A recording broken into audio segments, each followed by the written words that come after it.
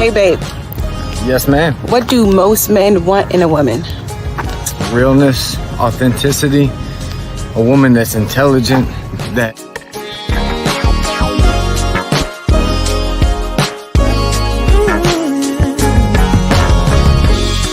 I'm not sure I understand it, but everything seems brighter now than before.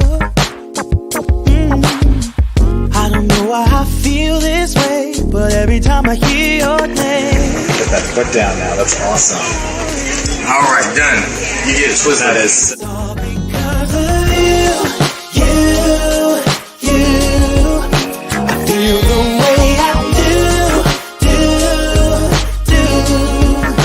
You make my dreams come true.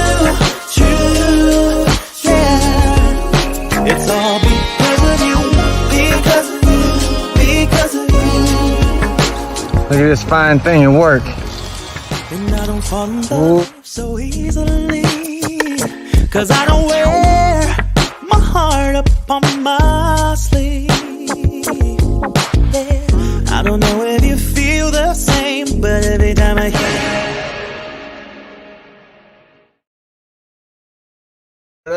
Welcome, my bulletproof marriage fam. What's up? I hope everybody is having a wonderful Wednesday. It's hump day. How you feeling?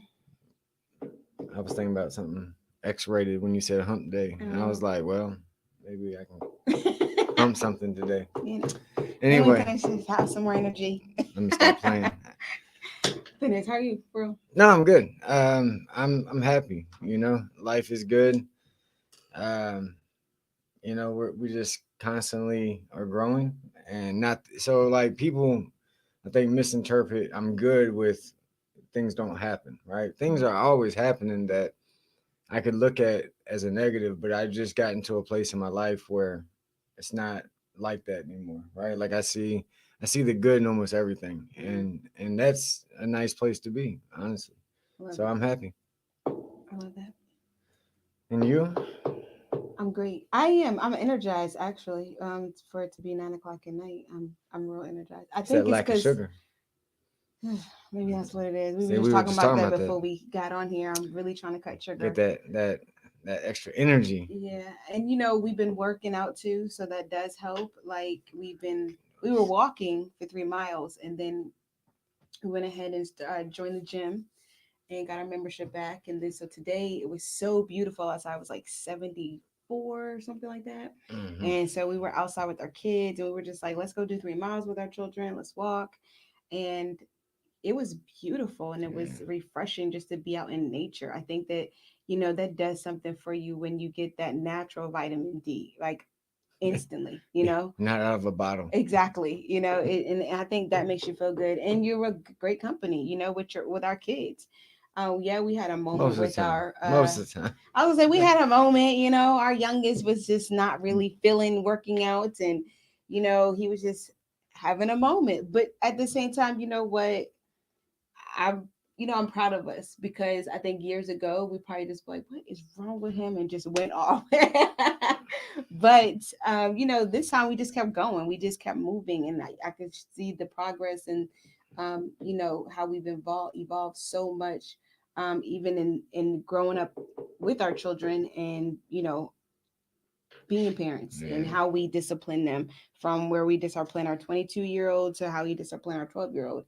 I was thinking about that today as we came home and started doing some more chores around the house. Like, it's so different. And for everybody listening, man, like there, for a long time we prided ourselves in not changing, right? A lot of people were like, man, I want to be the same, right? Just why is my partner changing? But you should be evolving. You shouldn't be the same person you were last year, even 3 months ago, right? You definitely shouldn't be the same person you were 10, 15 years ago. There should be some growth. And, I encourage you all to get out there and start working on yourself. Start really focusing on growing. You don't have to do everything all at once, but just one area at a time, right? Just one thing at a time, work on it. and it makes your whole life that much sweeter, man. And that's what people don't realize. Do the little work, right? Just do the little things, and it sweetens up your whole life, man. Like and it's hard to even explain it. So I would dare you to go do it so you can experience it, because that's when you really know something, right? Is when you get to experience it. And so that said, I know. we're gonna talk about a different We have a thing whole different today. topic today, but I Yeah. just wanted to just kind of like start it off, like just kind of just have a moment, you know. If you don't know us, my name is Lanell. This is Chad. We've been married for 19 years. We have 4 amazing children. We live in the state of VA. And if you want to call us, you can call it 929-282-0266. We would love to hear from you. It's on that Cash App too. I'm just saying it's down there too. If you have a question or concern about your relationship, if you are single and you want to be in a relationship, if you are divorced, if you're in an entanglement, if you are, you know, in a relationship period, you engaged and you just are needing some advice, hit us up.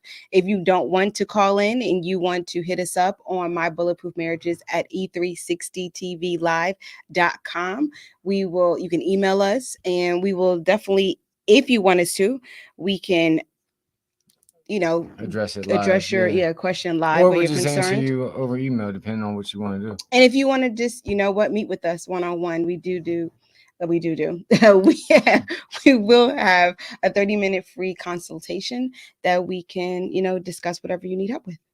So today's topic is what?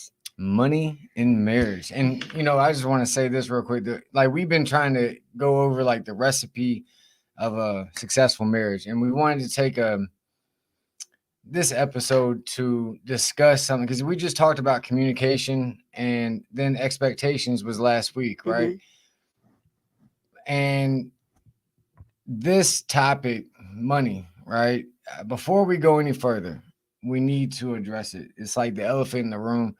And there's a lot of marriages, a lot of, not just marriages, just relationships in general, that have a lot of issues because of the money aspect in that relationship. And so it's worth diving into. It's worth exploring a little bit, and just, you know, like we come from a real place, y'all. Like, if you were listening last week, we talked about only having, you know, how much? $25. $25 in change, not even a full dollar, man. Like, not even the green dollar bills, just change, right? That we had to scrounge up, and we had to feed ourselves and our 4 kids for 2 weeks off that $25. And so we've been there, man. We've been where we didn't have anything, man, where electric is getting cut off, you know, all kinds of stuff. So when we talk about money, we're not coming from where we are now. Right. And even that, like, you hear a lot of people like, you should do this, and what we're trying to help you guys realize is that you can have freedom in your life, right? And that's going to look a little different for everybody. There's a lot of people preaching financial freedom like you have to be this multi-millionaire flying in planes and living this life. But a lot of us don't want that, man. We're good, right? We just take the pressure off. Give me a little more leniency so I can do a few things for my family or for myself, and I'm good, I'm straight. But a lot of us can't even get there, right? And so we want to give you kind of what we did and some of the things that we've learned over all of these years that got us to where we are today, and have empowered us in the financial realm, and stopped causing it, because it used to be a fight between me and her, right? Just even discussing the bills was like World War III was gonna start. Ding, ding, ding, ding. So what did? We ended up avoiding the conversation, and then that doesn't help either, right? Because now things aren't aligned, and we're still in the negative because we weren't able to sit down. I'm doing something with my something different with my money than what she's doing, and it works against each other, right? Or we are working against each other. And so we're gonna get into all of that. You're right, because to be honest, statistic wise, money is the number one argument in relationships today. Money is. I believe it. And that's sad. It says 1 in 3 couples hide a purchase from their spouse because they know they wouldn't approve of it. I mean, y'all and that is called financial infidelity. Okay, it breaks down the trust in the relationship. Extreme, but sorry. Infidelity. I mean, come on, man. We got titles for every damn thing. I'm Come not saying on, because man. it's just a title. Come That's all on, it is. man. But it breaks down the trust in a relationship. And you know what? I remember our first year of marriage. I didn't want to go to the laundromat. I'm not lying. I didn't want to go back to my mother's house and wash clothes, but I didn't want to go to the laundromat either because they were nasty. And I just remember, like, financially, I was like just looking at our bills and I'm like, okay, you know what? I could just buy me and the kids new clothes and he probably wouldn't even notice, right? So I'm just putting the dirty clothes inside of a tote. And I'm like, okay, and I'm just putting them new clothes. Financially, I'm just spending. So bad. I know. So One, bad. right? He had no clue at first. He kept asking me, like, God, like, where you get that from? That's Like, where nice. that's a Man. nice shirt. Like, where the kids get that Did outfit you from? always have that shirt? And I would just come up with something, right? Breaking trust, not being honest, so lying. I mean, it was horrible. It was. And finally, he finally was just like, okay, where are the clothes? There's something going on. Why do I never have money? And then finally, it was like, here are the totes full of clothes. That was nasty. I know y'all like, oh, she's nasty. No, first and foremost, it was very clean. But I just didn't wash the clothes, and finally we got it all cleaned up. That was like a whole thing And in of it. So when we went to the laundromat, oh my the God, whole car, we had this old like Ford Explorer Expedition, something like that. Maybe expedition. it was all raggedy, but like the whole thing was cram packed full of our clothes because we would wait like 3 weeks to do our laundry, right? A lot of times because we didn't have the money for it to go to the laundromat, and where we lived, it just was what it was. We were living in low income housing at the time, so you know, um, we weren't balling, man. We didn't have a lot of money at the time, right? We want to look like we were balling. How many people know that? How many people look like they're balling, but they ain't got the money. They Yeah. didn't have the money. And that's the honest truth. Most Most of the people people, most of that the you people, see do not have the money that they try to flex with. And that's the yeah. honest truth. A lot of them are in debt. That's another thing he had Well, taught me is that a lot of people actually end up in, like, when you see people with flashy cars, flashy jewelry, going on trips, doing it. Yeah, they might financially have it to do that in the moment per se, but they're in debt. So yeah. they're always paying out a bill. They never have any savings. They never and I went. It's funny you said that because I remember. All right, so the guy that kind of like he stepped in as my father when I was young. We went to this dude's house, right? And this dude's house was, all right. The guy when I was raised, the lady and the guy that was raising us was raising like 5 kids off of $15,000 a year. $15,000 a year, and even like 30 years ago, that was a lot, or not a lot of money, is what I meant to say. And we went to this dude's house, and it was like this gigantic 3-story stone house. And I was like, oh my God, this guy's loaded. And I remember saying that to him, and he was like, no, man, this guy's in tons of debt. That's what he's in, right? He probably doesn't have enough, money to even wiggle, and you're over here gawking at what he has, but what he has is a ton of stress. Mhm. That's what he has. He has no room. If anything goes south, he's stuck. And it's funny because later on in our life, we ended up realizing what that felt like Yep. because we did the same exact thing, right? And so, I mean, the first point that we have is that because now that we're talking about the debt, right? Most couples, especially today, Mhm. are moving into marriage already in debt. Did you know that if you've been married for 25 years or longer, okay, 43% of people did not even have debt going into the marriage. 43%. Nowadays, 5 years or less go into the marriage with $30,000. That's minimum. Minimum $30,000 going into the marriage in And debt. I bet you the vast majority of that is credit card debt. So it was 77%. 77% when they did this like statistic data that they asked couples, and a lot of them were in credit card debt due to the wedding. So they went into the debt because of the wedding. So you maxed out credit cards to make your wedding look spectacular, but now your marriage is in shambles because you're fighting over The money. money. And you, most of that stuff y'all do for other people. You don't even do it for yourself, I know. man. You know, people get crazy when I say like the wedding day doesn't matter. Doesn't. It matters this much in the grand scheme of things. You know what matters? The day after. Thank you. And the Right? day And then after, the day after that and the day after that, and the because 5 years after that. you have a lavish wedding, you spend all this money, and look, what's the statistics? 50, almost 50% of first time marriages are ending in divorce. Second time it is 60, and then third time marriages is 70%. 70%, y'all. But you're going to spend all this money on a And we're not wedding. saying that that's going to be you, and that's why we're here. We don't want that for you. But what we are saying is that you don't need to do that. And regardless, you don't want this debt anyway. So before, and why are we bringing this up? Because if you can avoid having a ton of debt going into the marriage, that's just one obstacle you don't have to dance around Mhm. and figure out on top of being married. Because I promise you, just being married is going to introduce its own plethora of issues that you're not ready for, you're not aware of just yet, right? So it would be wise to hold off if you're thinking about getting married and work on that debt, whatever that debt is. Mhm. And then it would be even wiser to settle all of this dream Cinderella, I'm going to walk down the aisle on diamonds mentality, right? And just live within your means. Do what you can do and what you know you're able to do without stretching yourself too thin. Because I promise you, that wedding,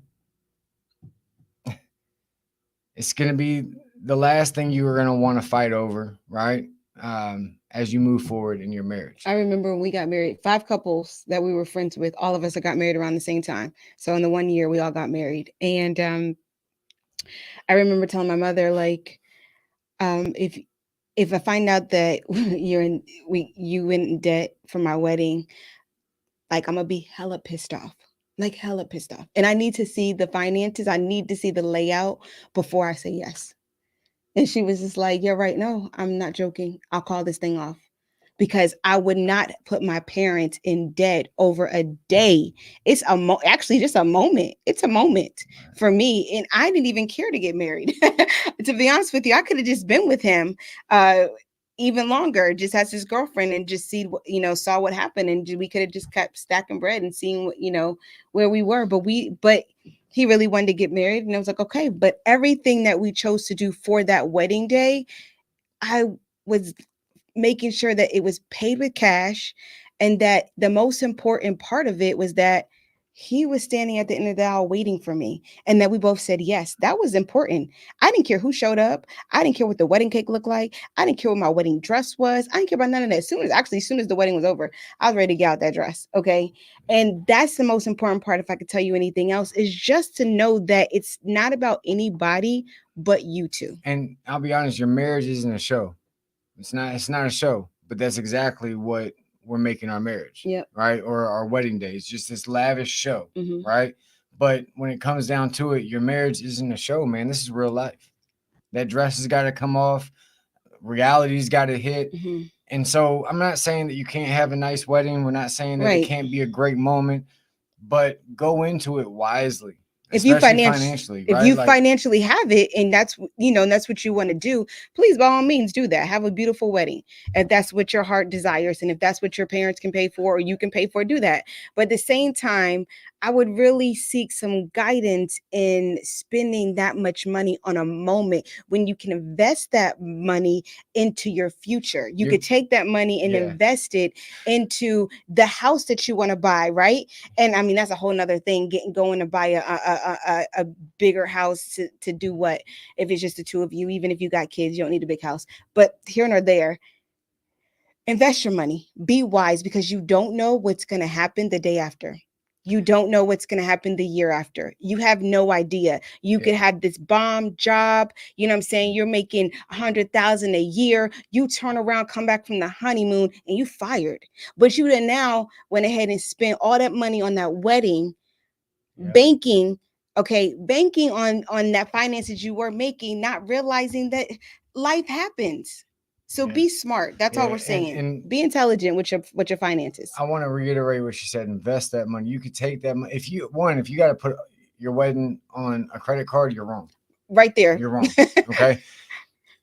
We're gonna go over some rules of thumbs on how much you should spend on anything, right? To include this. But listen, man, invest that money, because I promise you, 10 years down the road, 20 years down the road, if you have been diligent in investing that money, you're going to have a lot of bread that you can move Mhm. freely with now. You're comfortable to do certain things and to have certain things. The quality of your life will increase. But if you start off behind the eight ball, right? If you start off in tons of debt, stressed out, don't know what's going to happen, and then that tipping point happens, kid gets sick, fired, cars break down, right? Whatever. Mhm. Okay. Mom gets sick, and now you have to take off time to take care of her, whatever. And now it's that tipping point. Right now, everything is bad. Okay. And so we want to try to avoid those to the best of our ability. So number two. That's number 2. What is number two? I gotta check. All right.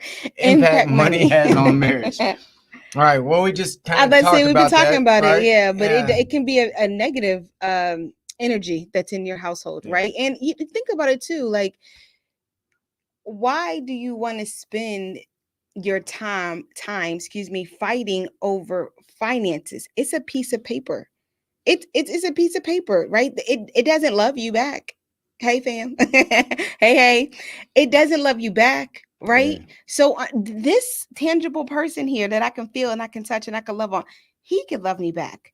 He's way I'm more gonna give her important. all the loving I can. Okay. See, stop.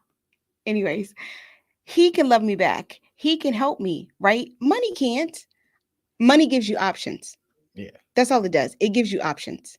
So understand that it will impact your life either negatively or positively, depending on how you use it. That's why we will say you move intelligently with finances. Right. And listen, man, like it's beyond just tension.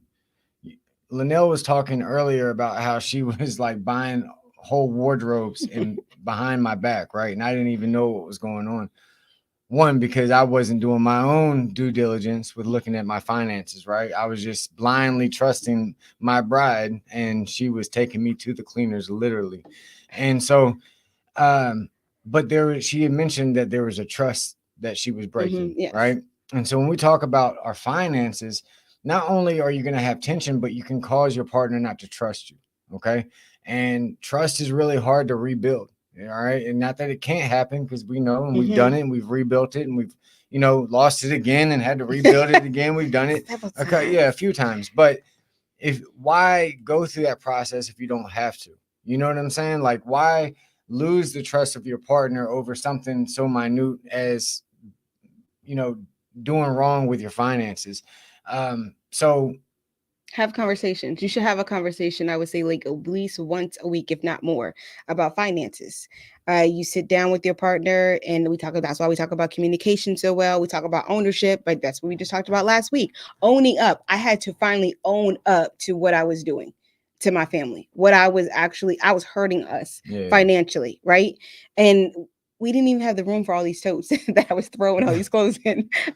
But here or there, if we would have sat down and used these skills that we are teaching you all today, it would have really helped us get in a better position where we wouldn't have been financially broke for so many years, right? And we didn't know, like, our kids were going to end up, our daughter was going to end up having a stroke. Mhm. Like, we ran into so much hardship, right? We didn't know, right? You don't know what you don't know. You don't know what tomorrow is going to bring. And so we're just moving in an ignorant way, Mhm. right? Like, we were ignorant to what we should do financially. And so the first thing is to sit down and have that conversation and to get real, to be real. Like, be transparent, be real, and say, hold up. man, I'm doing wrong over here. I know I should hold back on doing this, and I should save over here. And that leads us really to the And third then thing. really you should also have a conversation about how you both live life, right? Well, and So that's the third thing is setting goals, right? yeah, like Because you should be able this to should be say, fleshed out there, yeah, right? you should be Yeah, able to be like, yo, if one of you like, brand name clothes, and the other one could care less about brand name clothes, then that's a conversation you need to have. Like, okay, is this in our budget for me, the person that likes to buy brand name clothes, to purchase something that I like that's at full price once a month or whenever I get paid? You got to have those conversations, because if not, that is where the tension does come in your marriage also, because you will have somebody overspending, right? Because they're still trying to live a lifestyle as if they were single, right. But now but you now got you're all these, married and you put your yeah, your finances together. which means you also put debt and responsibilities together. You put Together. everything together, right? And that's a whole different conversation about my money. And well, we don't believe in that. We don't. It's not another conversation. We don't believe in my money and her money. Right. And no, it's us, right? We in this thing together, baby. And so we're gonna work this thing out. Now we do have separate accounts, like we have joint accounts, and then we do have separate accounts that we can, use. But we've had conversations like, okay, I'm not gonna spend, if I have to spend over $200, I gotta make a phone call real quick.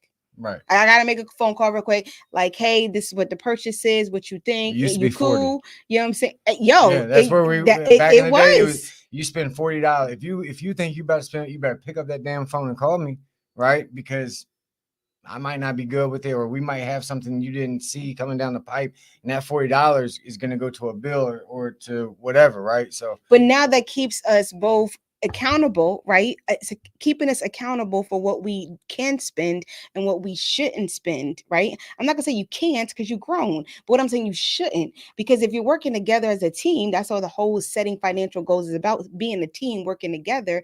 Then therefore, like, okay, you know what?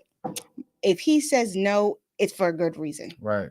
And when you set goals, we always, it's good to work from where you want to go or where you want to be backward. Mhm. Okay.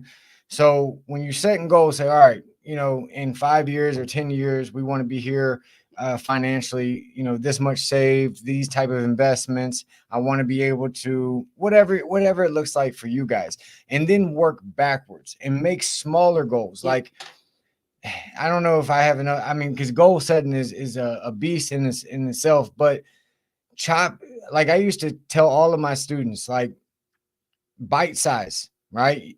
When you're eating a pizza, if you shove that whole pizza in your mouth, you're going to choke.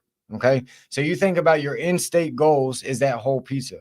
But if I slice it up into miniature pieces, okay, and I eat it one by one, I am not going to choke. I'll be able to eat that pizza, and I'll still be able to get the whole thing done if you can eat that much, right?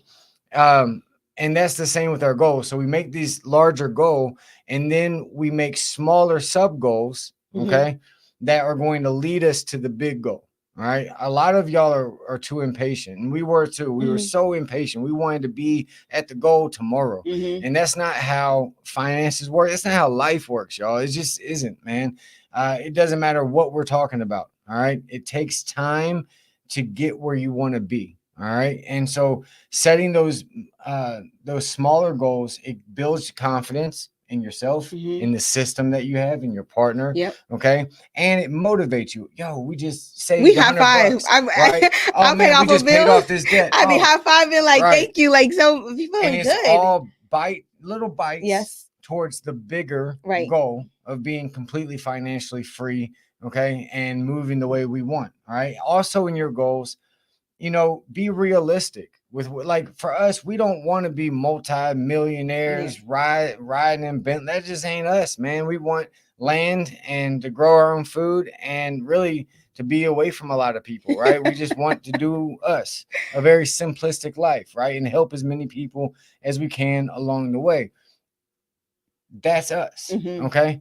And so you need to discuss that as well. So when we're talking about setting these goals, like, really lay it out what you what your desire is for Right. your future. What do you see? Because it would be hard in a relationship, right? And this is where the tension comes in also, is when one person has one thought about, oh, I want to live in a mansion, and I want to be taking vacations like 2 times a year, and I want to be, this, and I want to be that, and I need this and I need that. And the other person is like, well, I actually want to make sure that I have $10,000 in the bank at all times, right? And I want to make sure that we can pay off our credit cards each month, right? And I want to make sure that we have a savings put away for our children, right? And a college fund and all these different things. That's two different lifestyles. That's two different goals that are being set. Not that they can't be met together, but if you're not talking about those, if you're not compromising, if you're not having open discussions on a consistent basis on how are you both going to help each other get there. Okay, fine. You know what? I can get you to 2 vacations a year, But we and got to do this. but you know what, I got to make sure I at least got $5,000 in the bank at first before I take those 2 vacations. Okay, now that I went and got $5,000, we can go on one vacation. Now I got another $5,000. Now I'm gonna go on another vacation. You see how you compromise, and I bet you both win. And at the end, you both are supposed to win at the goals, right? You're supposed to work together to meet your goals. So I'm not saying that, because not everybody probably wants that holistic, down to earth life that we want, and we don't need finances. We always say to God in the universe, like, if you were to bless us with millions, God already know it wouldn't be used for us. It would No, not yeah, be I'm gonna used use it for for us. somebody else. We're gonna Whole bunch of give, kids you know are what gonna I'm be saying? It's, blessed yeah, for sure. especially kids, because we want to be able to help as much as possible, because we know when we give, it's going to come back to us. And it may not come back in finances, but it's going to come back in a different way, which will bless us even more. So understand that too. And so, We need to take a break. yeah, we need to take a break real quick, and then we got like 3 more points we want to throw out. All right, and so catch us in just a few seconds. Hey, what's up, you guys? It's your girl, Chrissy, here to let you know that the Evening Rush Network now has an app. Yes, an app, you guys, so you can stay connected on the go and watch all your favorite podcast shows. You can download the app at Google Play Store or Apple iTunes. So spread the word. Tell a friend to tell a friend. Also, if you're looking to start a podcast and really don't know how, well, hit us up at the Evening Rush Network at gmail.com and inquire about time slots, pricings, and everything you may need to get started. We got you. Join the winning team, the Evening Rush Network. And also, download that app. What are you waiting for? Get to it. Yeah, I still don't know what y'all waiting for. Download the app, That's man. right. Right, get to it. So look, we went through the first three things. Debt going into marriage, the impact that money has on our marriage, and then setting financial goals. Now we're going to go into kind of the solutions for conquering the debt, because realistically, most of us have it. Whether in a perfect world, it's all squared away, and we pay off our credit cards Right. every month if we use it, and we have all this great financial sense. But in reality, we don't. We're humans. We misstep. Things happen. We have to use it for this because we weren't expecting it, and so now we have this financial dilemma. Okay, and so that's okay, because as long as you've made those goals. And one thing I want to also say with the goals, we talked about how we as people evolve, situations evolve, they change. And she talked about revisiting, the conversation, but also revisit those goals and don't be afraid to adjust them. Mm-hmm. Okay. Adjust the goals. Always be what, all right, you know what? Maybe your plan isn't working. There's been a lot of financial plans that some guru told us, and we're like, all right, we're going to do this. And it's all like the heavens are going to rain down money, right? And we do it, and we're like 6 months later, we're like, oh my God, I'm in the worst situation. All right, hold on. Let's come back here. Hold on. And then we have an honest conversation, and we make adjustments. Okay. And you make adjustments realistically, like you said, and where you're at. Don't go by what you want. Don't go by what you believe you can have. Believe by what you see. What's in front of you? What are you living with? You know what I'm saying? Go by your means. Take your finances and say, okay, this is what we are working with right now. Not, oh, if we, you know what, we're gonna get a pay raise here. Oh, taxes is gonna come in February. So when we get our taxes back, we could do this. No, stop. Just go look. Stop trying to live paycheck to paycheck. It's not fun, and that's not true freedom. Like, if you, like you said, you don't have to be a millionaire to be free. No, you don't. There are You could be tons of 60,000. people. Yes. $60,000 a year, and you could be living the vida loca, man. Tiffany, the budgetista. I just listened to a podcast she was on with Anthony O'Neill, and I like the both of them a lot. And I'm really starting to get in more finances and really starting to understand, even educate myself a lot more on what I could be doing with our finances, especially the more we're getting out of debt. It's like, okay, we got this extra money. What do we do with it? Right. I just don't want to sit in the bank. So I'm trying to really educate myself so that way our future is blossoming.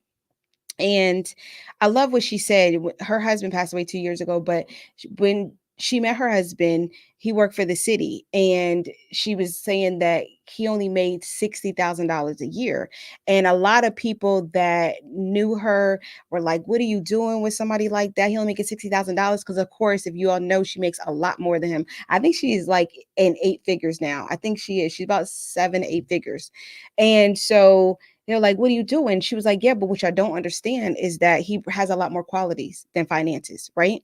And when he passed away, what she was learning leading up to his passing was that when they went over his will, when they went over, what he was leaving for 401k, he had left enough money to take care of her if she wasn't the Tiffany the budgetista, took enough money to pay for his daughter's college. He left enough money, okay, that they were good. He put more in his 401k to make sure everything was taken care of. Now he died unexpectedly, right? But he But they were made straight. sure that they were straight. And he did it on And he did all for $60,000. 60, and he was happy. And that's what she was saying. She was saying that, like, she knows, especially being in the light that she's in, right? She knows so many people that make 7, 8 figures and they're unhappy. They Miserable. are unhappy people. And she have been there before, where she was thinking to herself, like, hey, we need new cars. We make so much money now because of, her financial status, that we could get new cars, and, we should upgrade and get a new house. And he kept saying, like, why? Like, why do we need that? Like, we're fine. Our cars are fine. Like, our house is fine. Like, everything's fine. Why do we need to have that? And he even told her, like, you could go buy those clothes if you want to, like all the name brand, but why do you need it? And he was having her think more intelligently about her finances and what you really could be using these for And also what you really need in this versus life. what you want. And because, listen, y'all, happiness is priceless. Amen. Happiness is priceless. Okay. You can, I don't even need to repeat that. Okay. But what he was doing is challenging the thinking so that you could begin to shift your focus on what really matters in this life. Okay. And there's nothing wrong with having nice things. Okay. There's nothing wrong with having a nice house, nice car, but do you need to buy the newest BMW every time it comes out? Do you need the latest phone when yours is fine? Okay. See, this is how we get trapped into always staying in debt. We're always slaves to the big businesses and all of the people that we complain about, but we do it to ourselves because every time they drop something new, we have to jump at it. Oh, I got to have the newest iPhone. I got to have this. I got to have this. And what we already have is fine. It's fine. And so, and really, those new things become burdens in our life. And her and Anthony were saying that you had to have accountability. Okay. So they have accountants, and their accountants were the ones. She had her husband. And then after he passed, her accountant was her accountability. When she said to her, like, why do you need these things even after he passed? Her mind just went right back to kind of like, well, maybe I'll do this. Maybe I'll do that. Why? You know that if you go and purchase this and this and this, you're going to have to keep working so you can keep up with paying for all of that. That's not true freedom. Right now, you're free. You are free to do whatever you want to do. If you don't want to sell another book, if you don't want to do another course, if you don't want to do nothing else, you are financially free to live. And it was bringing a lot of stress on her. She had gained like 30 pounds. Anthony O'Neill said the same thing. He went to the doctor. Their blood pressures were up. And their doctors and their accountants were trying to figure out, like, what's going on with you? He wanted to go ahead and move out of his home to go live near the river, which would have cost him more money. And they were like, that's not smart, because then you're going to have to keep working, right, for many more years than what you really want to, because you chose to go ahead and try to live a lifestyle for an upkeep. And so the first thing is accountability partner, yes. Right? And somebody, preferably not family, right? But some especially a family that is is gonna just give not in, right? in, well, somebody that one and don't financially know a financial literacy. Yeah, I'm just saying that's honest truth. Like if you gonna listen to broke people, okay, then you're you gonna gonna stay be broke. broke. Yeah. So yeah, get someone who can hold you accountable that knows what they're talking about. And when I say knows, that means they got the facts to prove that they are where they say they are. Yes. They are where you want to be, right? So that's the first thing. But the second thing is you got to have discipline, Mm-hmm. because there's always going to be shiny things. We call it the shiny syndrome. Was it the shiny object syndrome? Mm-hmm. Yeah, shiny object syndrome. Okay. And the thing is that you got this goal. Okay. You and your spouse, you sat down, you've made the goals, you made these smaller other goals that you're going to start working for to get you to the main place that you want to be. And then as soon as you set off on this journey, things are going to start popping up. These little shiny things, they're going to pull your attention. Mm-hmm. Oh, the newest iPhone, but you know what? It's got 3 gigabytes more than my On my stores. Oh camera. my God, my camera will be able to do this and all of these random things, right? Your friend, oh, what do you mean you're not going to put, do this to your car or have this or go here or whatever? Okay. If it doesn't align with your goal, Yes. you don't do it. Amen. Say no. Everybody, wherever you're sitting, just do this with me. Just repeat after me. No. I know. Say it again. It's so free. No. You need to spell it N-O. You could N-O, or as I tell my mother, because it's hard for her to say no, just call me. Because I say it. I love it. Call me. And she's done it. She called Lanell. This is what's going on. Oh, okay. Put him on the phone. I'm telling you no for her. No. Thank you. And she'll laugh, but she knows that I'm serious. And the person on the other end is receiving this from me because I can say no. It doesn't bother me. It used to. I used to be really hard at saying no, especially to people, well, not to people that I know, but the people that I loved. It was hard for me to say no because I was such a people pleaser when it came to people I loved. And what I realized is I have to look out for me first. And then I have to look out for this household second, right? And then and with me always saying yes to somebody that's not living in my home, right? That's not diligent when it comes to these goals that we have set for ourselves, then I'm hurting us. Yeah. I'm hurting us.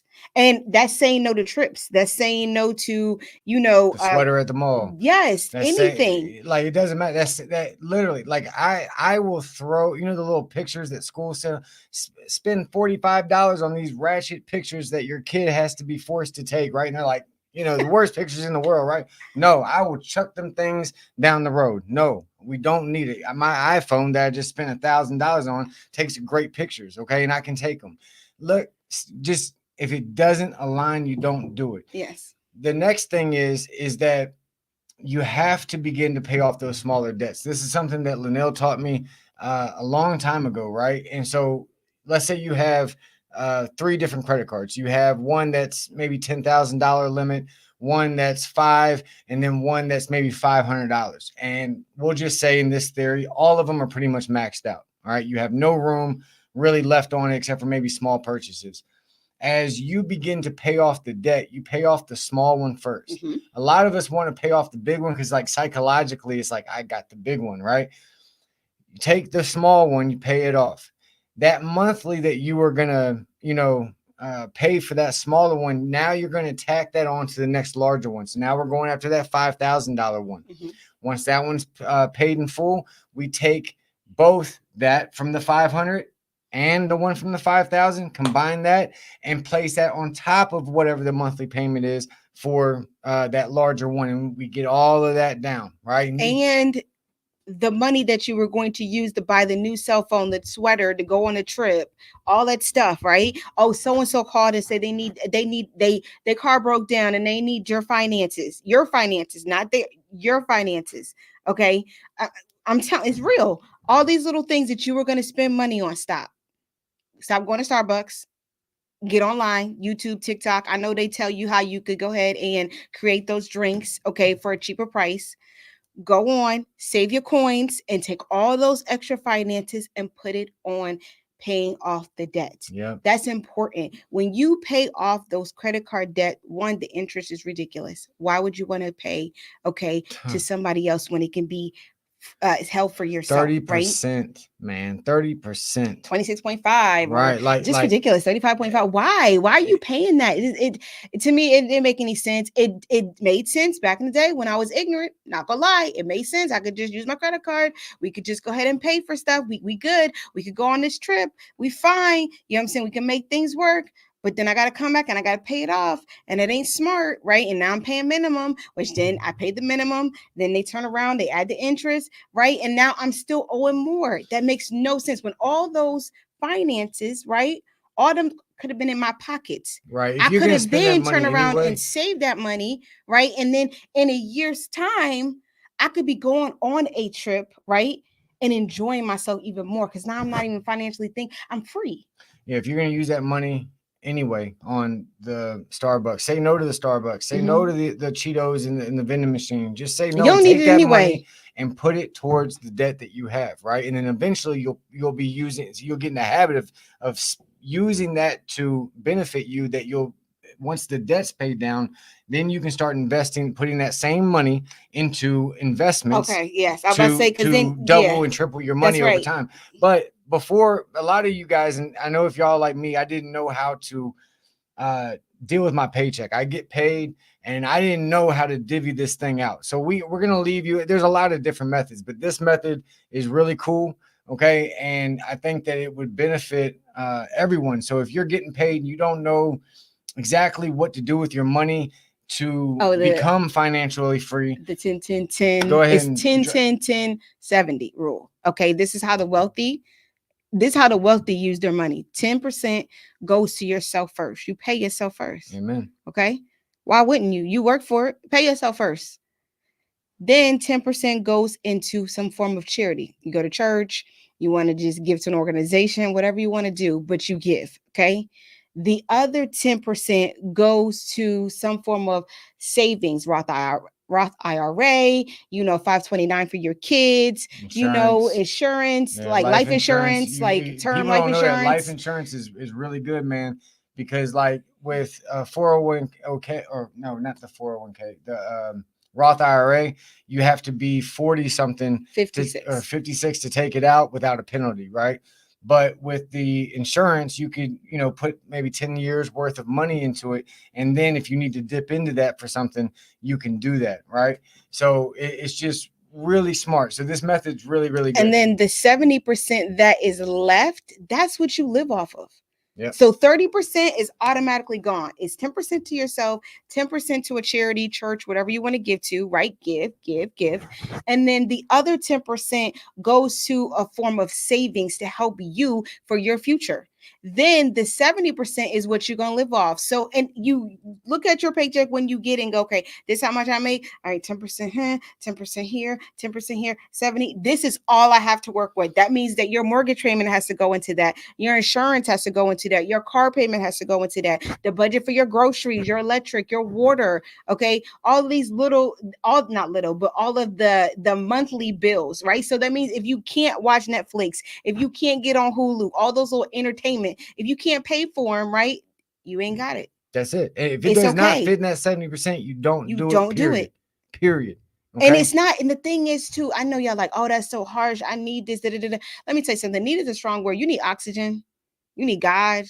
Your You need place to love. live. Yeah, place to live. You Need need some food. water. You don't even need anything other but water, really, to be honest with Oh, you. yeah. And you need a little food. Okay, a little food. Get some salad. You know what I'm saying? Learn how to grow your own food. That's another thing. But we're gonna get into that a whole another time.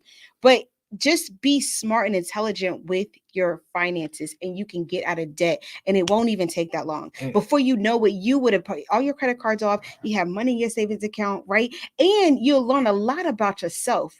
You'll learn a lot about you. You would have challenged yourself all those times you said no to people, to things, to places. You would say, wow, I'm stronger after this, right? Yeah. And then you start to realize that the things that you thought you needed, it really wasn't a need, it was a want. Yeah. And you cut all that stuff out. And so, all right. So, like, as you move forward and as you're paying down the debt, right, we want to also have some rules of thumb that keep us straight, right? Because as the debt goes away, now you got this extra money, Okay. I always personally believe in putting more towards investment. Mhm. Like, don't use a savings account. Find accounts that give you 5% back on your money. You can do that even through this, like, what is it, like Weeble for stocks, Mhm. even if you don't want to do stocks. If you put your money in there, they have a 5 point something annual return on that money. So just let it sit. Let that be your savings account, right? And it takes like 7 days to get it back or something like that. So it's a lot harder to pull. So it's one of those things you can't just take it, right? It's a little harder. So it becomes a tad bit of a deterrent to tap into that savings. Rather you just leave it there and Mhm. And let it you know grow. and let it grow, right? Mhm. And year over year, you're getting 5 point something percent. Weeble, what's the other one? Hold on, Robinhood. Robinhood does the same thing, right? And so if you can't find a bank that, because there are some banks that will do a 5% interest rate, but if you can't, you can always use those.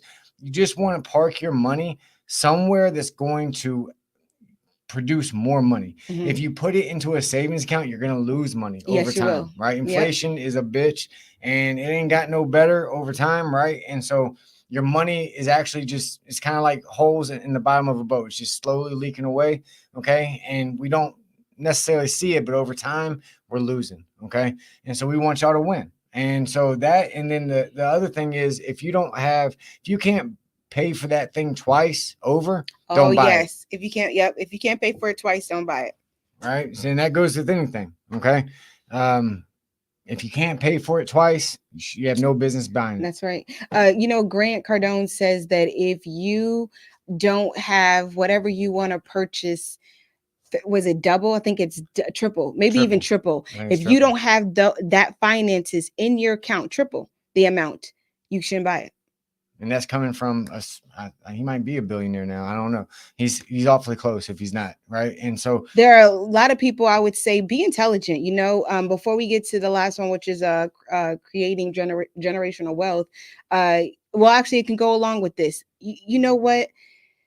Be intelligent with your finances so that you can be an example to your children, an example to your grandkids, right? I know that we both grew up, middle class, big time. And I grew up poor. I didn't grow okay, up middle well, class. I he grew grew up up poor. poor, but you know what? You always had a roof over your head and you have food. And I'm just saying you had clothes. So I didn't think that you were necessarily poor. You just didn't have a whole lot of extra. Okay. All right. We'll go with that. Okay. Anyway, Anyways, okay, at the end of the day, we both didn't grow up with parents, with guardians that had a lot of money, and they didn't teach us wealth. They didn't teach us financial freedom. They didn't teach us any of those things. So we had to learn it on our own. We had to go through a lot of hardship, as you all have heard, right? And we are doing a lot better than we were years ago. Thank you, God. But it's taken myself to get educated in this, and you got to listen to the right people, right? But then you also you have to know who you are, and stay consistent in that. And that's another thing. We had went through a moment of listening to just wealthy people, right? And taking ourselves through a hardship that we were able to get out of. But it's not always wise to listen to everything that they're telling you to do, because you have to know where where you you want to are be and and where where you you are, are where they financially, are is not, where you are. so you got to bring things into perspective and Yes. say, hold on, I can't move like that just yet, right? Maybe down the 10 years down the road or whatever, right? But I can do this, But I can right? take what I can implement what they're teaching, right? At I my can level. implement exactly at my level, and then maneuver our finances in the way so that eventually one day we might be there, right? Maybe not at that amount of finances, but we'll be where we're comfortable. And so I would tell you to please listen. Go a podcast on YouTube is Anthony O'Neill, right? Listen to Dave Ramsey, who he learned finances from to get debt free. Tiffany the Budgetnista. Warren Buffett is another Warren one. Buffett is the man.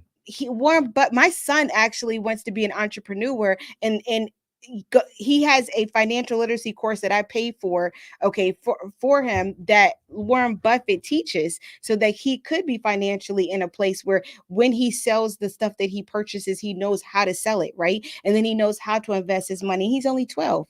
So at the end of the day, listen to, people who can give you the financial education to benefit you in your future, and then go teach your kids. Well, and when we say teach, listen, the best lessons are the ones that you're living right now. Mm-hmm. Okay. So when my wife says, teach your kids generational wealth, if you aren't doing it, you ain't teaching them. Okay. Come on. They need to see you giving to a charity. They need to see you putting money into the stock market or whatever investment.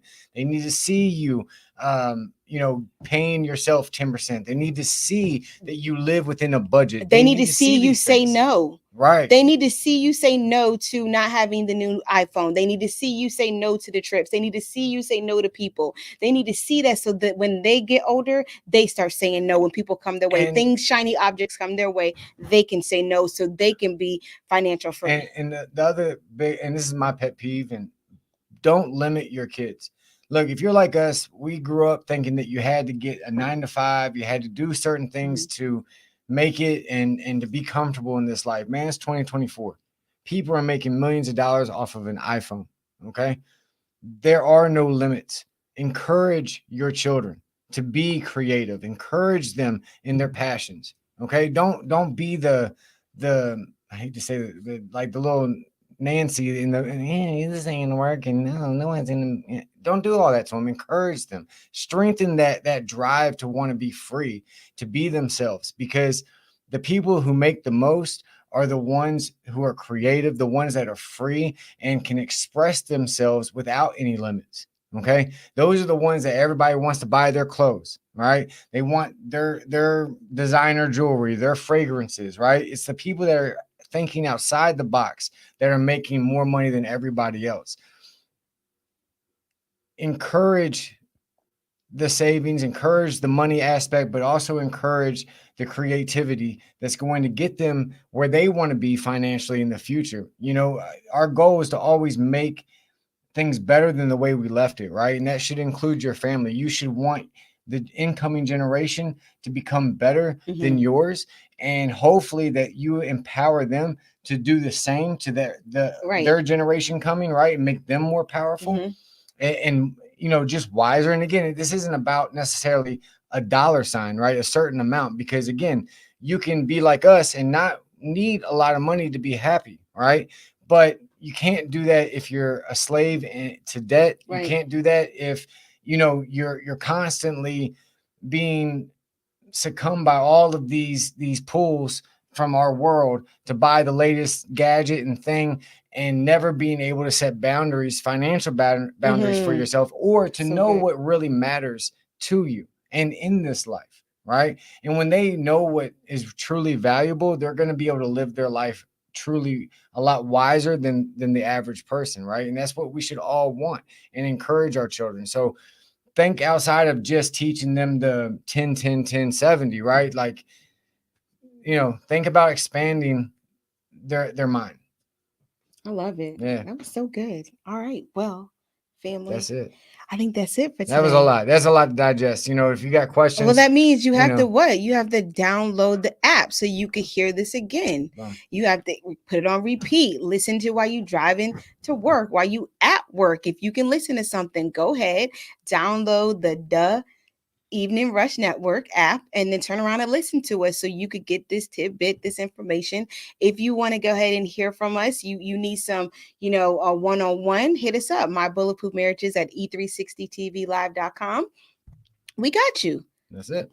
Y'all be blessed. We have a free Facebook book. See, Facebook group. It's My Bulletproof Marriages. And you should join it. We put content in there all the time. And he puts content in there all the time. I'm not big on social media, but here and there, it's all good. We love you all so much. We're so glad that you joined us. If you need us, we're here for you. We will see you next Wednesday at 9 o'clock Eastern Standard Time. Next time. See y'all later.